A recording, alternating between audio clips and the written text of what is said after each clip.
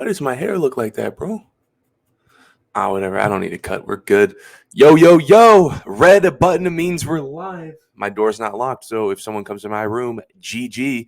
Some Casual Takes, episode 62, hosted by your boy, Stephen Pepper, here to casually talk sports. This episode is, fortunately, brought to you by no one. Someone please fill that slot. One day, the day that when I say this episode is brought to you by someone, we're gonna have champagne bottles, we're gonna have a pizza party, we're gonna have cake. It's gonna be a day of celebration on the Some Casual Takes podcast. Solo pod today, as you see, no one is on the panel with me. Let me guys tell you this why. I said a while back I was trying to restructure my podcast. And I want to get more guests involved and want to have more takes and have just a better podcast. Because I truly believe I work better in an environment on a podcast. My skill set is when I'm talking to people. I can bring the most out of people. I think I'm more entertaining that way. It's easy for me to crack jokes and be a funny show host and be a funny personality when there's more people around. And I work better in the flow of conversation. So as you guys know, I go live Mondays and Fridays. Today's Friday, of course. But there wasn't no show last Monday. My last show was last Friday. So we were a week off. And it was week one of the football season. I wasn't there for a Monday show, I know. So if anyone was there waiting for my take on Monday, I'm sorry. I apologize to you.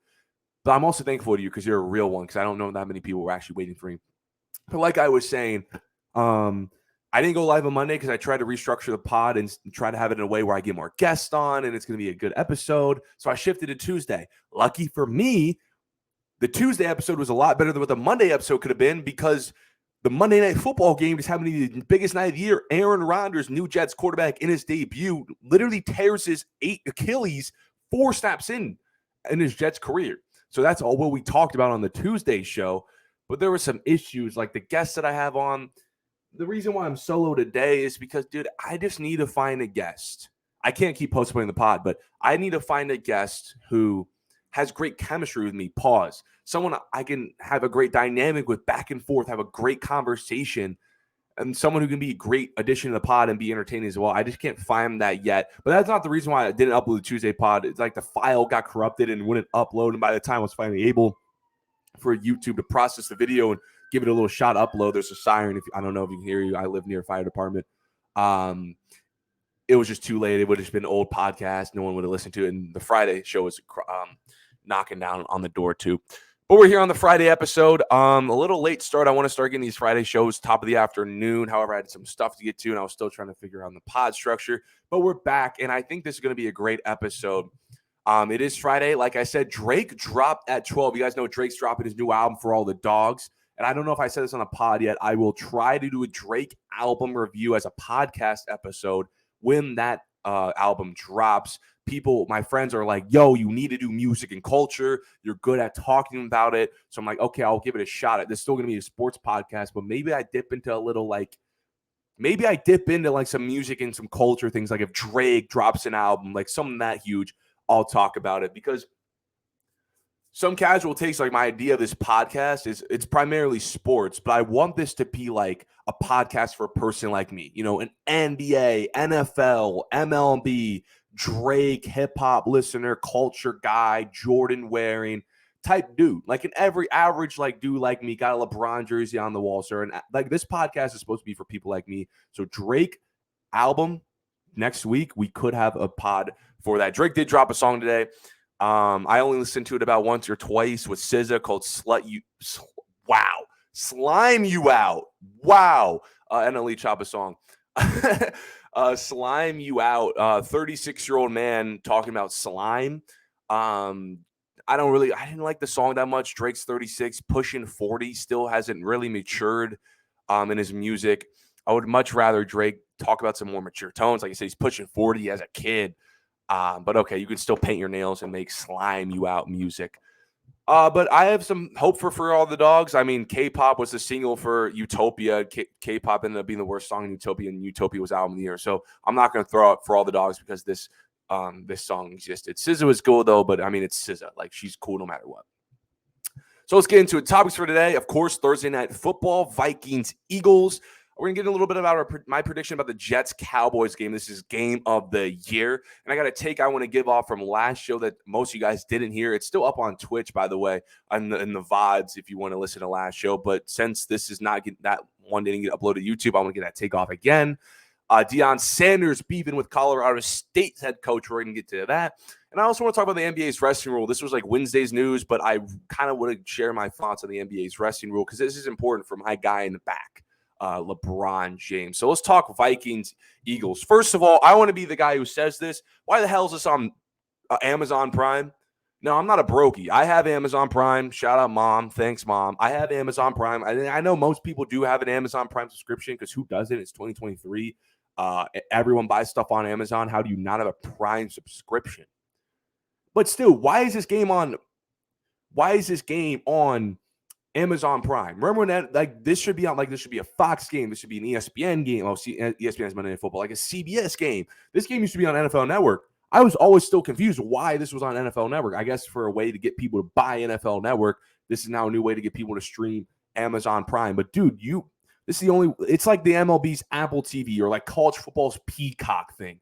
You can't throw these games up on a bar. Like the only way you can watch it is on a TV or on your phone that has the Amazon Prime app.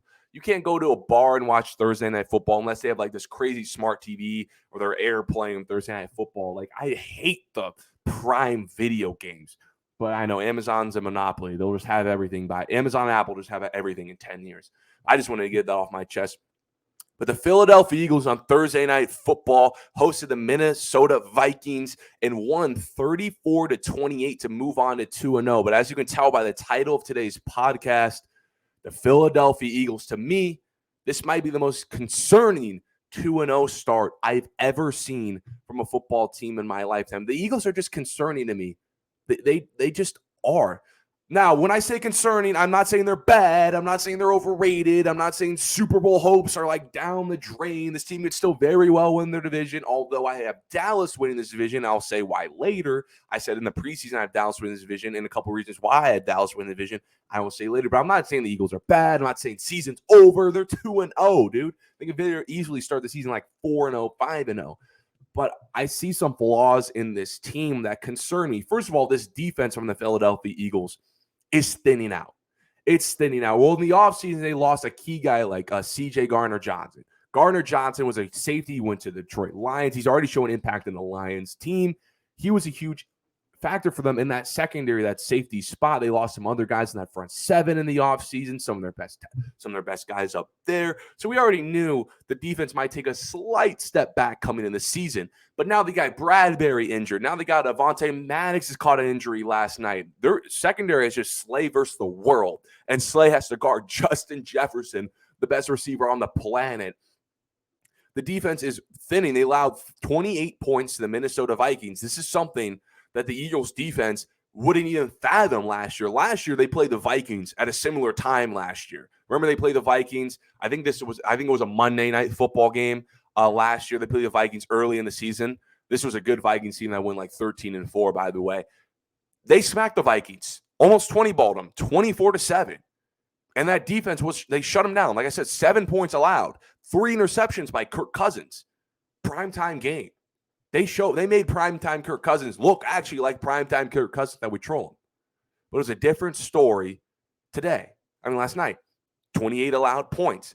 This Eagles defense is getting absolutely shredded by the most mid quarterbacks in the world. No offense to Kirk Cousins, but he's like mid, dude. Kirk Cousins, mid quarterback. Like I said, primetime Kirk Cousins, same dude who threw like 3 interceptions against them last season. 3 interceptions. They made him look embarrassing. They made him look bad. And Kirk Cousins came into Philadelphia, 31 for 44, 364 yards, and 4 TDs, no INTs. That was Kirk Cousins. 4 touchdowns, pushing 400 yards, no interceptions. He did that against that Eagles defense. A lot has to do with the injuries, but this Eagles defense took a step back. It took a step back. And Mac Jones last week in New England, Mac Jones, who regressed last season. Remember, he made the Pro Bowl as a rookie in his first year. The next year, his touchdown-interception ratio was looking shaky.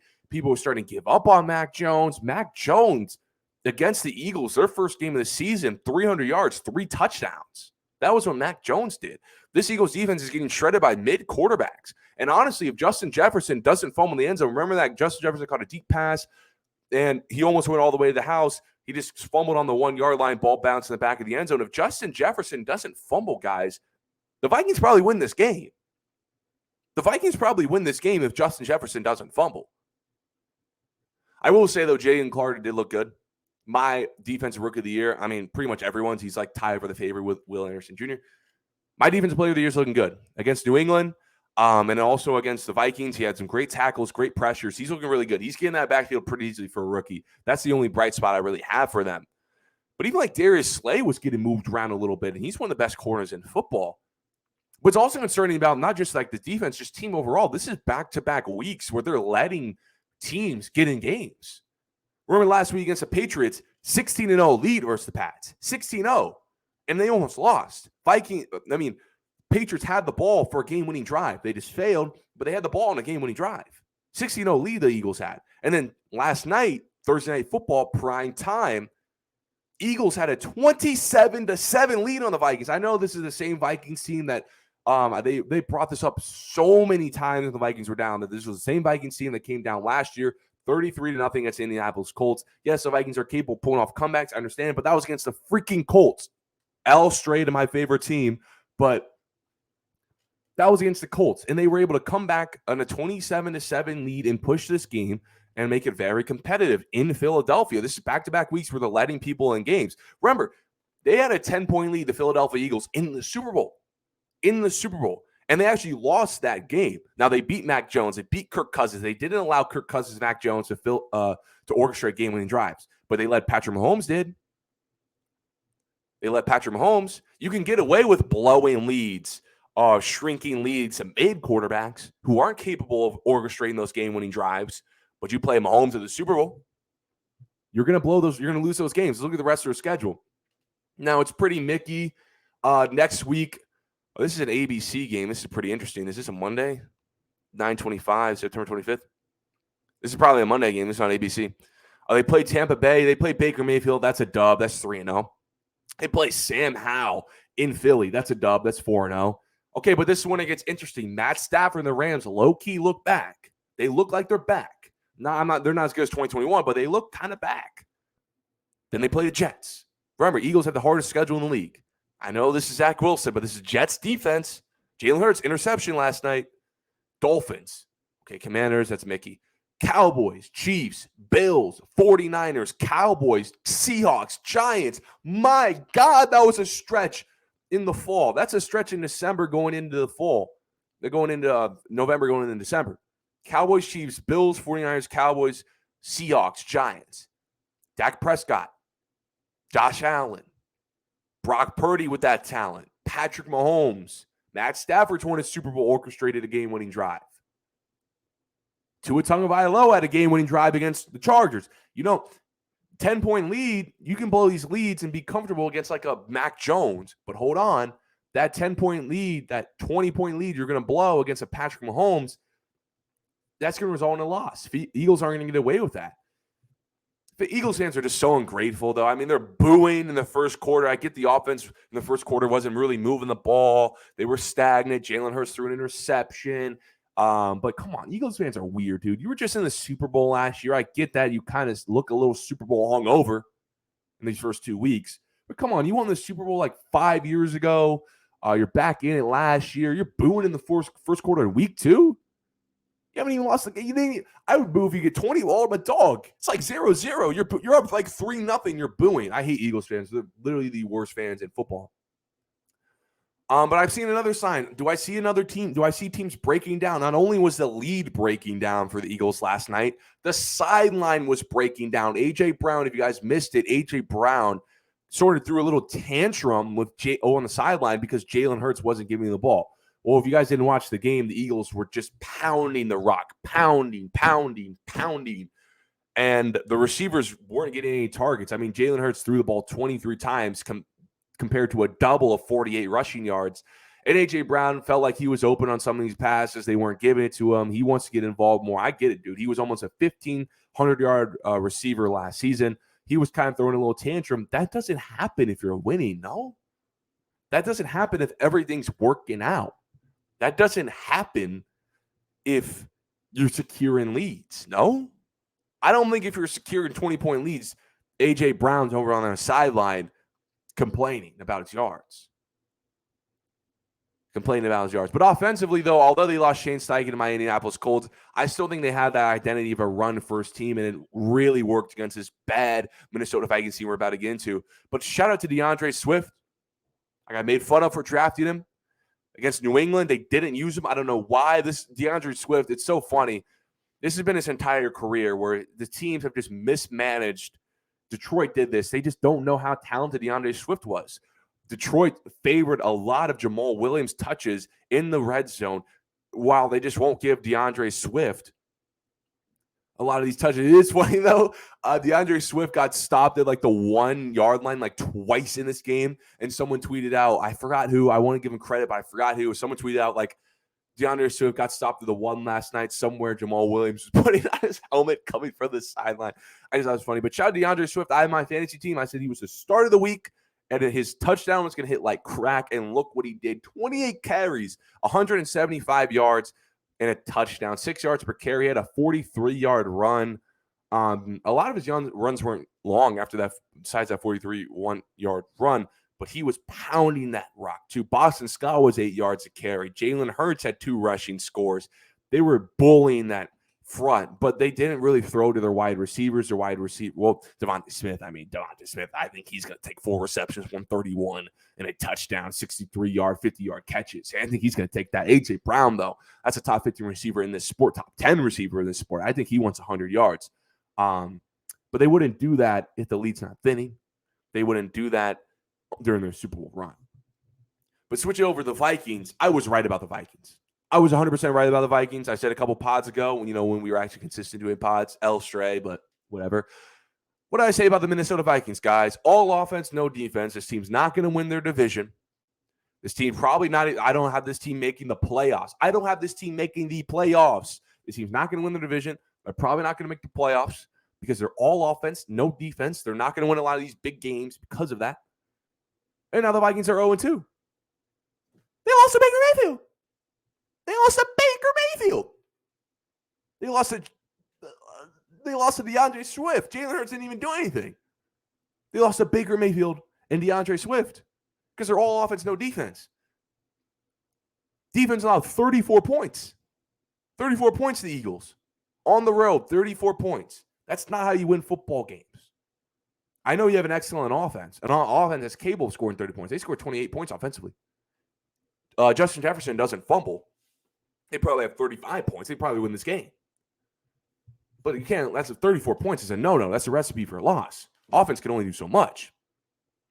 Kirk Cousins, I want to give him a shout-out. I called him mid to start the first 18 minutes of this podcast. I was called a mid. I want to give him a little shout-out, though. Kirk Cousins, last 2 games, 64 of 88, 708 yards, and 6 tutties, 1 interception. He has a couple fumbles.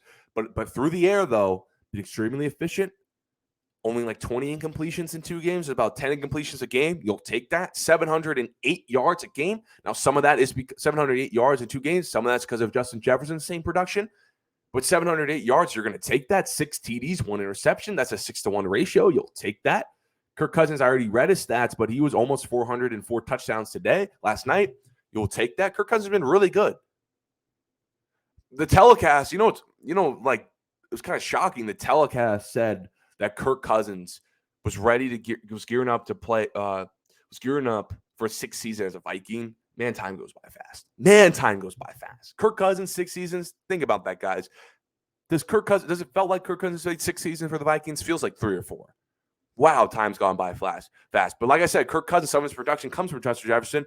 Man, I think I'm about to eat my words. I did my award prediction a couple pods ago, and I said, Justin Jefferson, I think I'm going to pick Jamar Chase to win Offensive Player of the Year because I just don't see a world where someone wins back-to-back Offensive Player of the Years.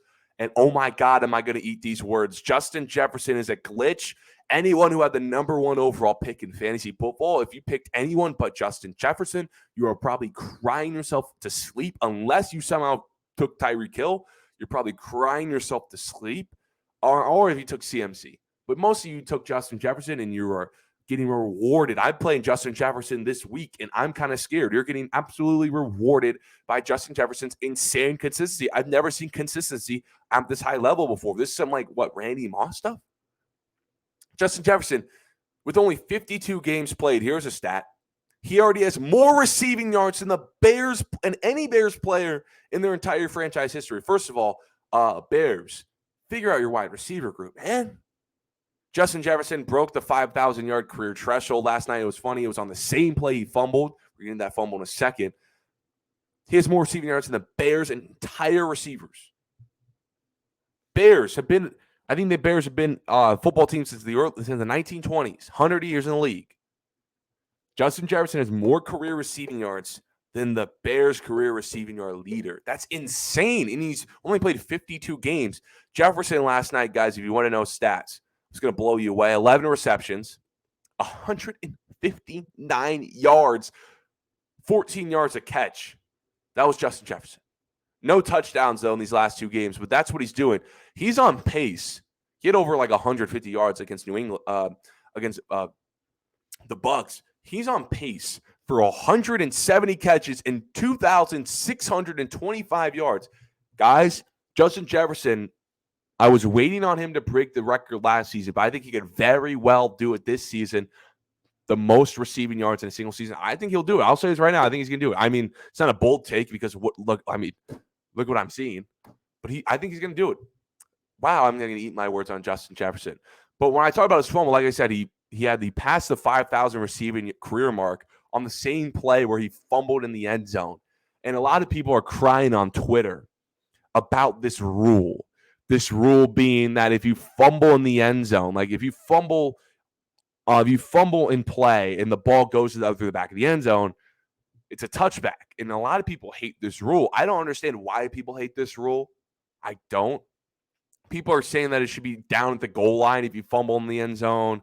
If the ball fumbles in the end zone out of bounds, if you're down the goal line, it should be the same as fumbling on the 1. I don't understand that. There's so many rules today that are in favor of offenses. Stop, dude. The defense, they don't fumble. The defense forced you to fumble the ball in the back of the end zone. They can't recover it. Then fumbling in the back of the end zone, then what's this difference between fumbling and 1-yard line? I don't know. I just don't like when people cry on Twitter. Defenses, there's so many rules going against them in today's era. They need to be rewarded for making you fumble that football. If you don't want a touchback, then don't fumble. Period. Then don't fumble. All right, Jets, Cowboys.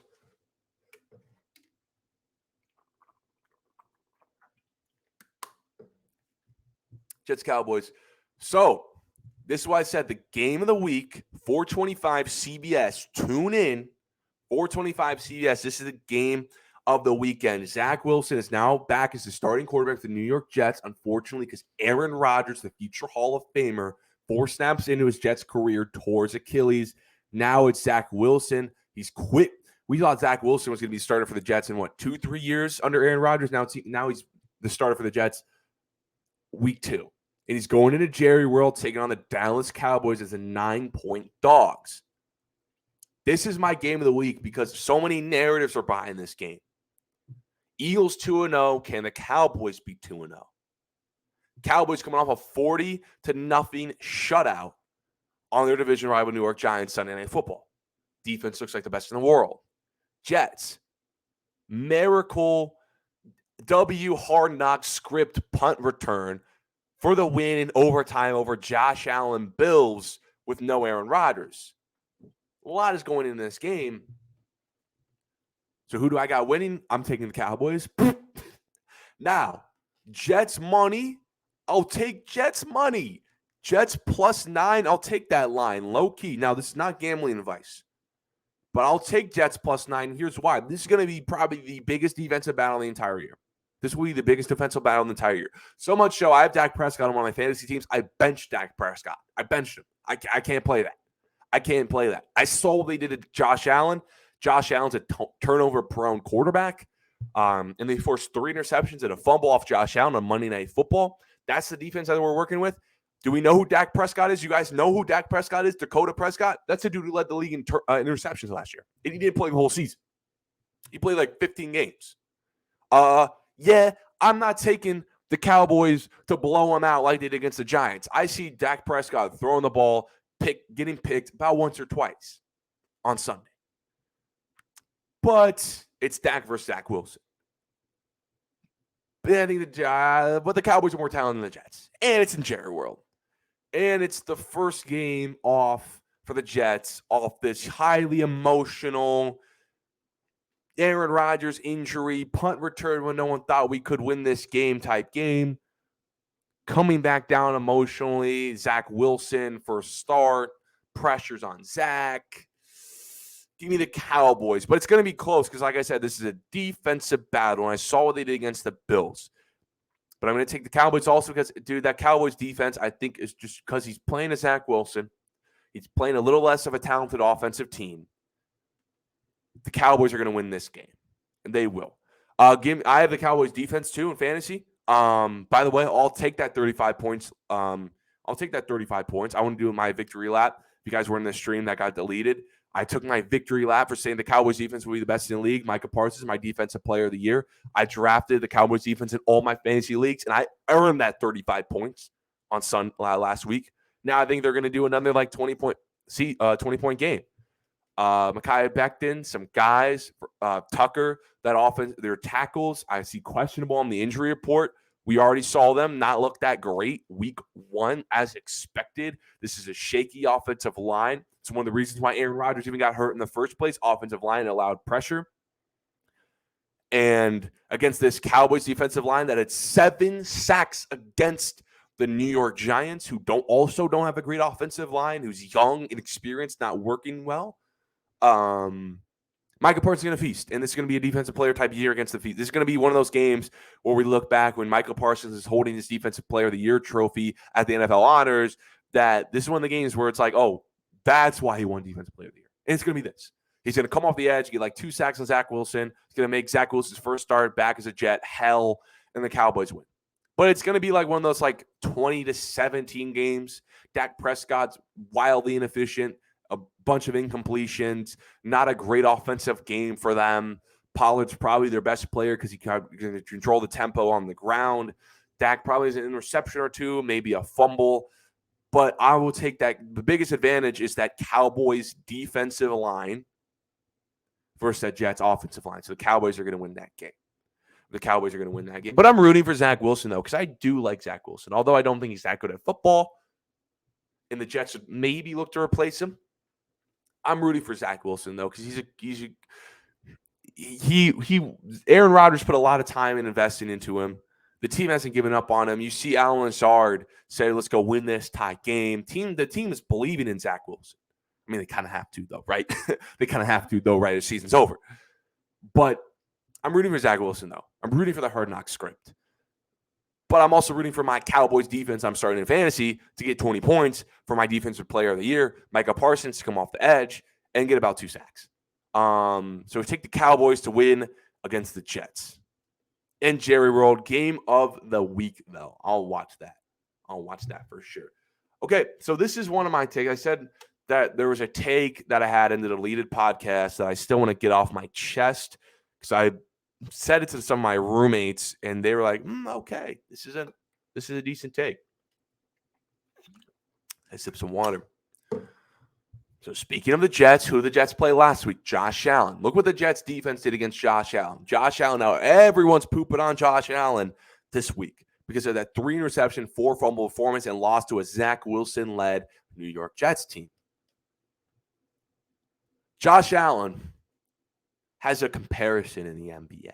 If you were to think about what is Josh Allen's comparison, Josh Allen, oh my God, 4 touchdown game against the Chiefs in the divisional round. Josh Allen, 3 interceptions against a Zach Wilson team.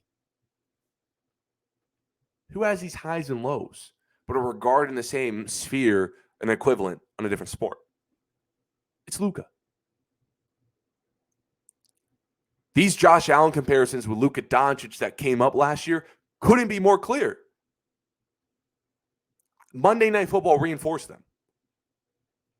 Think about these two players. I swear both of them have been in everyone's preseason favorites to win MVP since they both broke out in 2020. But they haven't even placed second in those following years. They're both all-pro talents, considered one of the best players in the league. Big time playmakers who have wildly impressive highlights. It's funny enough because they both have reached the conference finals in their sports once, and they're both great playoff performers. However, they both have flaws that are holding them back from being the MVP winner that we all think they should be. In Luka's case, he can have a 60-point triple-double and look like the best player in the world on a Tuesday. But he's an efficient deep ball shooter and might be the worst defender at his position. And then Josh Allen can throw for 400 yards and 4 touchdowns on a Sunday. But the very next game, he has 4 turnovers on a Monday Night Football. They're two players whose ceilings is the best player in the world. But turnover-prone guys whose lows play them out of the MVP race every single year. Think about that. This is not really my take. I didn't come up with this take. Well, some of the details I used, I brought it up, but this take was a more general take last year. Remember last year, the Dallas Mavericks started like they were top 4 seed in the West. Luka Doncic had that 60-point triple-double against like the Knicks, I'm pretty sure it was. He was having insane games. People were pushing for him to be the MVP. I mean, go ahead. Look back at my oldest TikToks. My oldest TikToks when I first started this podcast, I said Luka Doncic was going to be the MVP of the league. Look back at my oldest TikToks as well. I said Josh Allen could be the MVP. I said Josh Allen could win the Super Bowl. I said that. Look at my oldest TikToks. I've had these guys kind of aligned ever since. I'm one of those guys. I'm one of those many people that have these same expectations for these two. But I think this comes up again. It's more clear when I see like these strikingly guys. Like, think about Josh Allen and Luka Doncic. Josh Allen and Luka Doncic both have top 5 turnover finishes in their career. Josh Allen last year led the entire league in turnovers. Since coming in the league, Josh Allen, 2018, I think he has, 82 turnovers since coming in the league? Something crazy like that. Josh Allen led the league in turnovers last year. Luka Doncic was top 3 one year. He's top 5 the next. Luka Doncic has high turnover placements. So same with Josh Allen, both since coming in the league, both since breaking out in 2020. They all broke out around the similar time in 2020, and they went on crazy playoff runs, and they both have crazy playoff runs. Both have been in the conference finals. Josh Allen's road had that one insane playoff 2 games, that stretch in 21, where he was 9 touchdowns, no picks. Insane. He was like 400 yards a game. Luka Doncic's 30-point per game playoff runs. The year we went to the conference finals, I think he was like 31 a game. Luka Doncic, I believe, as far as player points per game career in the playoffs, he's top 5, maybe top 3. He's up there with MJ, Jerry West, Elgin Baylor, LeBron James. He's up there as far as playoff points per game. That's where Luka Doncic is. They're both great playoff performers. These are guys, if you were to do your top point guards, Luka Doncic is number 2. You do your top quarterbacks, Josh Allen is number 2. They're relatively the same guys. They're kind of like ranked the same. Top 2 point guard, top 2 quarterback. But what's holding them back? Because they both have the ability. They both have the talent. They both have the ceiling, the highlights, the accomplishments, the stats to be the best player of the position. Maybe the best player in the world. Luka Doncic should be the best player in the world tomorrow. Josh Allen, I think, he'd be the best football player in the world tomorrow, best quarterback in the world tomorrow. But they have this flaw. They have flaws that hold them back, like I said. For Luka, it's the worst defensive player I've ever seen from a point guard, not named like Trae Young. Terrible effort on defense. Inefficient deep ball shooter, not an excellent free throw shooter. Inefficiencies here. Turns the ball over wildly. Forces passes. Josh Allen forces passes, turns the ball over wildly. Refuses to slide, does some dumb plays, sloppy. Both having gone to the NBA Finals, too. And they never win the MVP. They're in the MVP race for a minute, and then they just realistically just don't have a chance at the end of the season. Same player. Let me know if you guys agree with that. I think that's a perfect Josh Allen. Someone offered a Jason Tatum comparison, but no, I don't think so at all. Josh Allen is the second best quarterback in the league. Luka's second best point guard in the league. Josh Allen's one of the best football players alive. Luka's one of the best basketball players alive.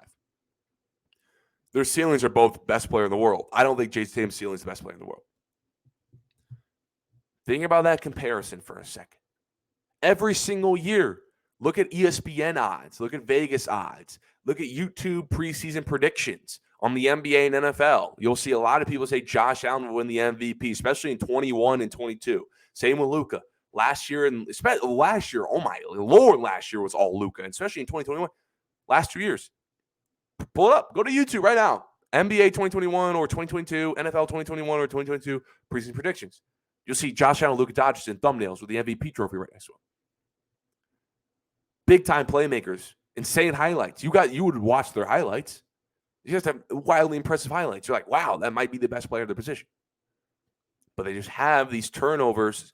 They have these flaws that prevent them from being that MVP. How does Josh Allen not have an MVP yet? How does Luka Doncic not have an MVP yet? We're waiting. We've been waiting years for these guys since 2020 to be the MVP of the league. We've been honestly forcing them. I forced them to be the MVPs last year. Look at my TikTok. Look at my podcast. Got Luka Doncic as the MVP takes. Got Josh Allen as the MVP takes. I got those takes. But they haven't been the MVP. They're the same player because of their flaws. All right, Colorado State versus Colorado is this weekend. Weird 10 p.m. fire up. I hate West Coast games. It's on ESPN at 10 p.m. I mean, I'm not going to really hate on it. I'm going to be out partying on Saturday anyways, so I'm going to catch the game no matter what. I don't got no bedtime. I'm a grown man. I don't got no bedtime. I ain't complaining about a 10 p.m. game, but it's a weird start. It's like a 7 p.m. start for the people in Colorado. West Coast is just such a glitch for these games. So Colorado State, the Battle of Colorados this weekend. Colorado State, never heard of Colorado State before, really. Travels to Folsom Field to take on Colorado. It's going to be sold out. Everyone's ready. Colorado's the biggest story in college football. Everyone's talking about Coach Prime's team. But if you haven't heard, Colorado State kind of stirring the pot with Deion Sanders a little bit, no? Head coach of their team, Jay Norvell, he does this weekly radio show. I'm starting to understand who this is because I didn't know who this guy was. Sorry, this is the first time I heard of him. I might be a casual, but I didn't know the head coach of Colorado State, for crying out loud. This team, by the way, I don't think they haven't had an above 40% win percentage since like 2016. I'm good. I don't know who this team is.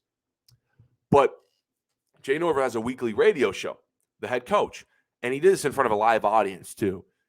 And he was asked about Colorado. And this is what he said, quote, and Deion Sanders specifically.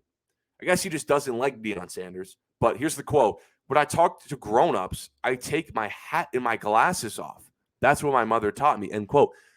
So he's referring to, if you don't know, Deion Sanders, if you've seen any pictures of him with Colorado, he has his big sunglasses on. He's got his hat on, his Colorado hat, and he's big shades on. He hasn't taken them off since he's gotten the job. It's the only pull up any Colorado picture of Deion Sanders, he's wearing that outfit. And he said when he's talking to adults, he takes it off. So referencing to when Deion Sanders probably in post-game conferences, talking to his team. That's what he's referencing to. What is he doing? Like, why does this bother Jay so much? That's what my mom taught me. Why does this bother him so much? Prime responded in the Coach Prime, NIL, Dallas Cowboys, Jerry Jones, oil money type fashion with responding by giving his entire team sunglasses. Breaking news to you guys, I have officially decided to walk on to Colorado and play football because I want some free pair of sunglasses. I want free pair of sunglasses. What? I want free pair of sunglasses. He gave his whole team that in response. But does Jay know that's Coach Prime? Who is Jay Norvell, bro? This is Coach Prime. Keep his name out your mouth, dog. Keep your name out of his mouth. Like I said, this Colorado State team hasn't been above 500 since I believe 2016. In the season, they haven't been above 500. They haven't been above 400 win percentage. They've been bad. They have a bunch of 250 winning seasons, 300 winning seasons. Bad, really bad. 3-8 type seasons. Horrible. Colorado State's been at the bottom of the Mountain West Conference. And going into this game, They're the 23.5-point dogs, as they should. They're going to get spanked at 10 p.m. on national TV, and that'll be the end of the Colorado State program. Shout out to Jay Norvell for storing the pot for no reason. I mean, your season already ended when you played a similar Pac-12 team. You played a Pac-12 team in week 1. You did. And what happened? You got smacked by Washington State. The team's not even that crazy compared to Colorado. Washington State's not bad, but they don't have Travis Hunter. They don't have Shedeur Sanders. They don't have Deion Sanders' recruiting pool. And you got smacked 50-24 to Washington State. What do you think Travis Hunter going to do to this team, bro? Colorado's blitzing you, bro. Easy, simple. Hammer Colorado minus 23.5, dude. This is the same Colorado State team. Almost ended the stream. Sorry. This is the same Colorado State team that has lost 23 straight games to the AP top 25 opponents they faced. Their last win, ladies and gentlemen, against an AP top 25 team is not going to be against Colorado. Their last win was August 31st, 2002. Ladies and gentlemen, I know I'm a young dude. I'm a young man. I understand. I'm a baby. I'm a Timothy, as I used to say in the 2K community. Last win Colorado State had against an AP top 25 opponent was before I was born. Before I was born. Funny enough, it was against Colorado. It was against Colorado, but this is not happening. They're going to have it. They're going to drop now 24 in a row to AP top 25 team. They're going against Shedeur Sanders. Shedeur Sanders, ladies and gentlemen, leading the FBS 451.5 yards per game passing. That's the quarterback that they're going against. He's completed 77.5% of his passes. 77.5% of his passes, and he's thrown for almost 500 yards a game. And he's thrown 6 touchdowns, no picks, clean, efficient, a lot of yards, possibly the best quarterback in the draft, not named Caleb Williams. Who knows? That's who he is. You're going against that. You're going against Travis Hunter, another Heisman Trophy candidate like Shedeur, a dude who can not only play some of the best wide receiver in the country, some of the best corner in the country. That's who you're going against. You're going against a Colorado team that played a Texas Christian University, a team that was in a program that was in the national championship game in the winter, not even a full calendar year ago. That same program, that same coach, staff. And they beat them at Texas Christian. And they played a Nebraska team where still no one gave Colorado credit, and they blew them out. And they're going to do the same thing, even worse, to a random no-name Colorado State team. I don't know what Colorado State is thinking with his coach, but this is Deion Sanders, dude. He wears the sunglasses. He wears the hat. Because you know what? That's his personality. And it's working. It's working. Travis Hunter, ladies and gentlemen, was the best college player in the country. He could have went anywhere in the world. And he went to Jackson State to follow Deion Sanders. Because of the hat and the glasses, dude. The hat and the glasses, that swag, that Colorado, that Deion Sanders personality, the hat and glasses that you hate on, he pulled Travis Hunter. Name me your last recruit, Colorado State. Name me your last recruit, bro. All right, then we'll talk. We'll talk. Oh, you take off your hat and glasses when you talk to recruits in their house. Okay, I guess we're taking off we're flexing, taking off our hat and glasses to unranked offensive linemen and their mama's kitchen. Even though this dude who probably could walk on like D2, but he's going to Colorado State because that program sucks. Okay, dude. All right, that's what we're doing. All right, Colorado State. Yeah, give me Colorado in a big time. Oh my God. All right, let's talk NBA resting rule. This came out a couple of days ago, but it's relevant for my boy LeBron in the back. How you guys for the people who actually watch the video and don't just have like the audio playing in the background, how do you guys like the LeGoat corner? I call this the LeGoat corner. I'll take other names, LeDaddy, LeSexual corner. I'll take any of those names. How you guys liking that corner? It looks really good. But this is really relevant for LeBron James. You're going to hear in a second. So I'm just going to read off ESPN's articles because they made a really detailed article that would have been the same outline as if I were to do it. So if you guys don't know, resting has been a huge problem in the NBA. A huge problem. Like, people who work hard for their money, who don't have a lot of money, they'll go to these NBA games, spend their last dollar to see like a LeBron, to see a Steph, to see a KD, and then it just won't be there. That's a problem. These tickets aren't cheap, dude, especially if you want a good seat. If you're trying to see a big market star team, these tickets aren't cheap, especially if you want a good view, not up there where your nose bleeds. Tickets aren't cheap. Imagine you surprise your kid with these tickets on Christmas, like, yo, December 30th, January 2nd, we're going to go see LeBron. We're going to go see Kawhi, and they're just not there. You're going to break the kid's heart. Hard-earned fans. Fans, by the way, broadcast revenue, ticket sales, that money is what pays for the players' contracts. You better respect your fans, dude. It's a little disrespectful you don't show up to games. It's been the biggest problem in the NBA for a while. This was not a problem back in the day. If you look at all the stars pre 2016, go to the 2000s, go to the 90s, Jordan, your Kobe, all your best players. These guys were playing, your all NBA first team guys. These dudes were playing 70, 82 games. And now it's really rare if you play 65. So the NBA saw this in 2016-17, the Kawhi Leonard rule, basically. And a lot of people were mad. But the rule just wasn't that strict. People are still resting, and they're still getting away with resting. Oh, you throw a $100,000 fine at an NBA team or player. These dudes are making super max deals. These teams are worth like $7 billion. Nice Mickey, $100,000, dude. Steph Curry probably spends that on meal prep for the week. He doesn't care. But it's up now. So much more rules, so much more penalties, so much more is at stake if you do rest, which I do actually appreciate this rule. First of all, the biggest thing about this rule is the whole star thing. They really made this around stars. They don't care if KCP rests. The NBA basically said, we don't give a damn if KCP rests. We care if Nikola Jokic rests. So if you have a star player, no more than one star is unavailable for the same game. Now, I'll get to later who's considered a star, but if you have, according to the NBA made up a rule. The NBA made up a rule where if you have been selected for an all-star team or an all-NBA team and or all-NBA team the last 3 seasons, 2022, 2021, 2020, you're considered a star by the NBA.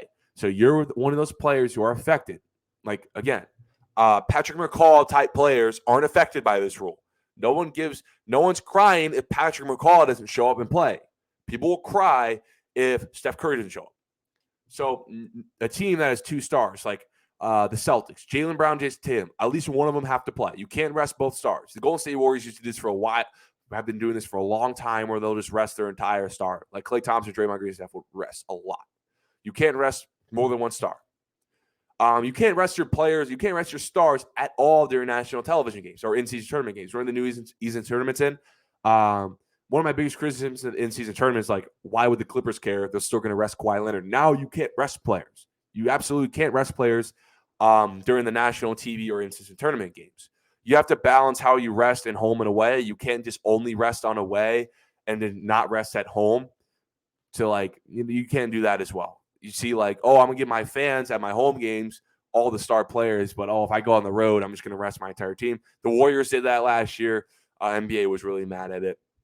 You can no longer shut down players to the end of the season because you're either out for the playoff race or you're just trying to maintain their health for trade. Basically, you can't shut down because injury at the end of the season. You can't do that. Remember, Bradley Beal was shut down last 10 games of the year for the Wizards because the Wizards season was cooked. Same with the Blazers. Blazers trying to move off Damian Lillard. Blazers season was cooked, so they just shut down Damian Lillard. You can't do that anymore.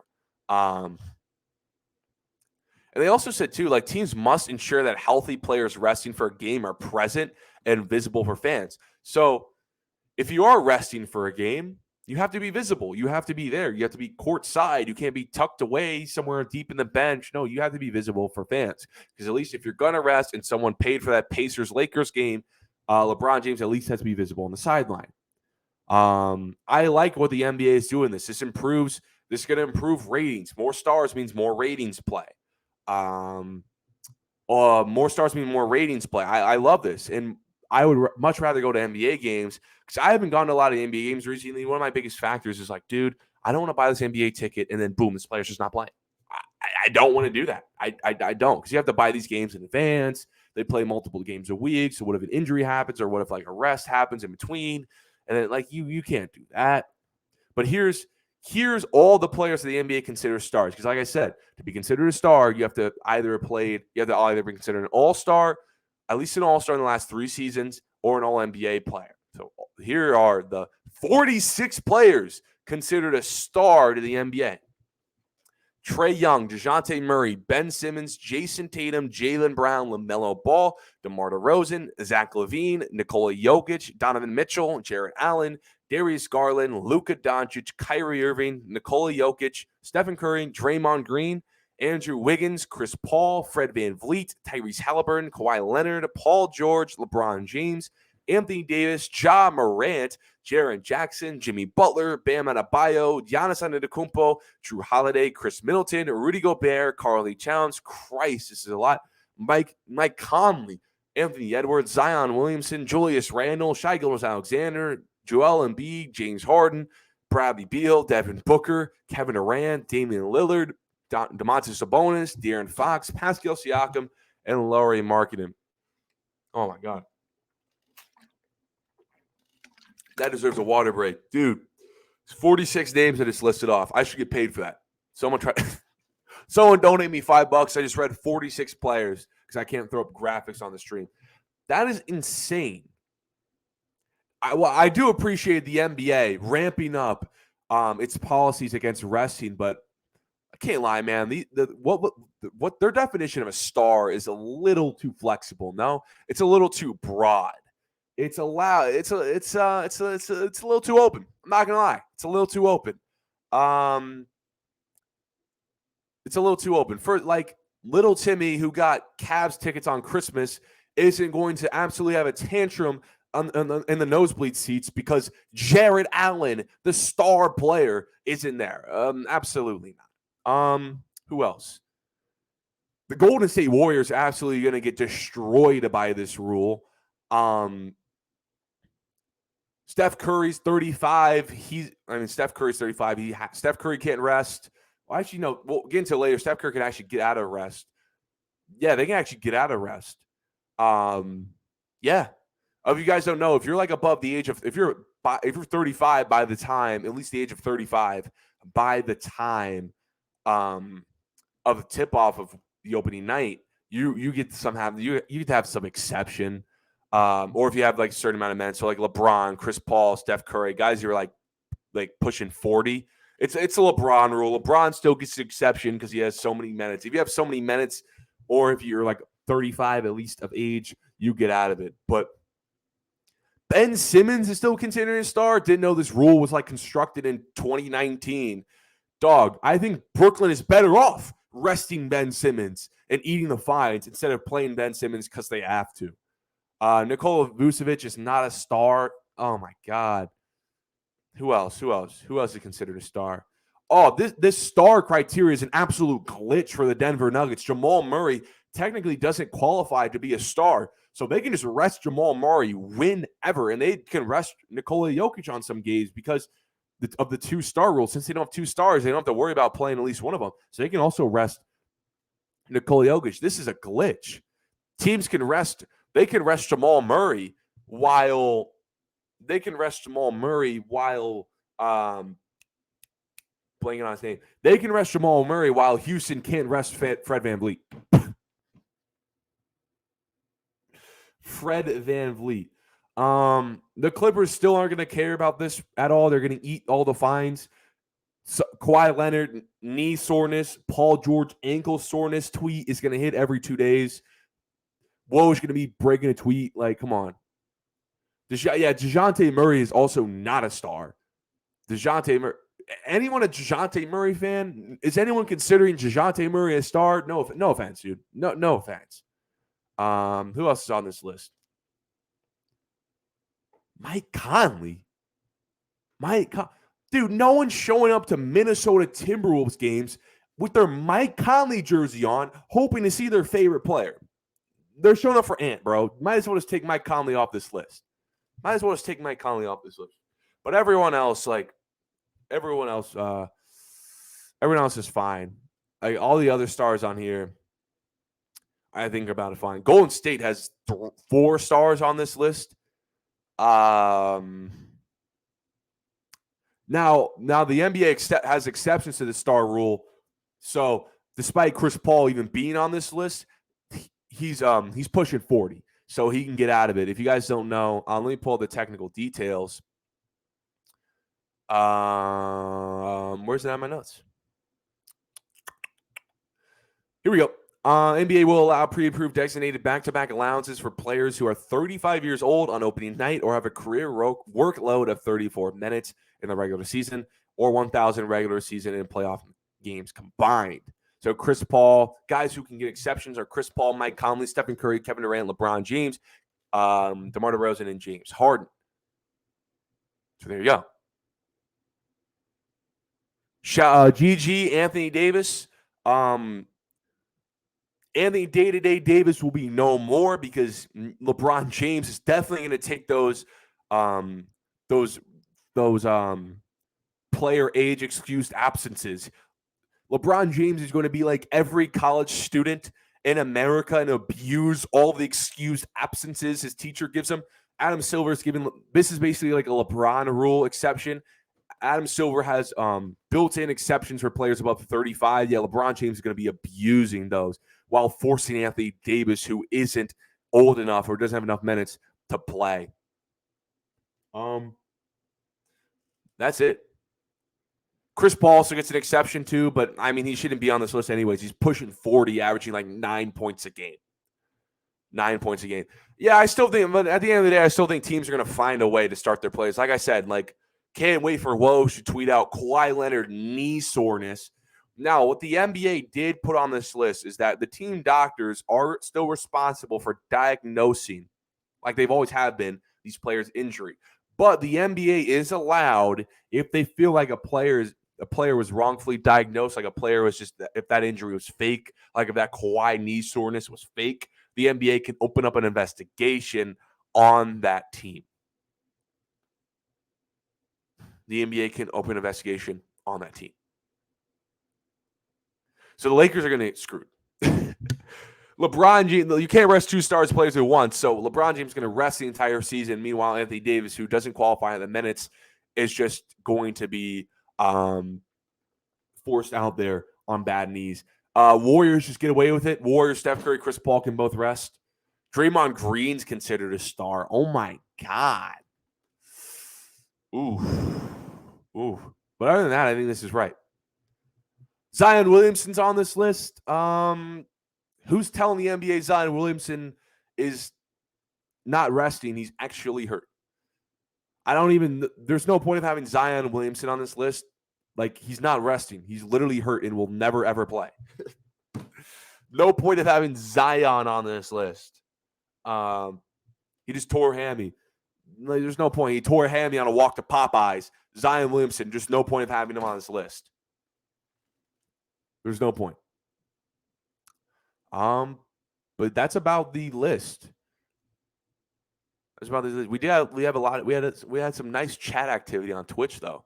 Shout out to everybody in there. I see you, Hutch. I see you, Chris, on the Twitch. If you guys are listening on YouTube, I do go live on Twitch before I upload to YouTube, and you can interact with me on the chat. You can ask questions, explain some takes. I can do that. So shout out to the people who watch live on Twitch, interactive on the chat. But that's about our show, guys. We made an hour of me just chatting. I'm sorry that if you listened for at least 10 minutes, I'm sorry for making your ears hurt because I know my voice sucks, but it's okay, guys. I still appreciate you for being there. I appreciate you. Thank you. Hutch said W Podcast. I can throw comments up on the screen too. W Podcast. Appreciate you, Hutch. Follow all my social media. Stay up to date on all things related to this show. It's Some Casual Takes on every single handle. My next show should be Monday around 11:30, just in case I go a little bit early or a little bit late. Make sure you turn on those notifications and notifications. And Chris, I see you. When NBA season gets closer, we're gonna do some more previews when NBA season gets closer. But this is more of a football season pod. But I will get you on and we will talk NBA. But we did an hour. I can't wait for October though, Chris. I can't wait for October. But we've been doing an hour. Football tomorrow, football Sunday. Can't wait to spend 2 days of me being lazy, not doing absolutely nothing, not even a laundry. Not even washing my underwear. Just watching football for 48 hours. I can't wait. I hope you guys have a great weekend. And until Monday,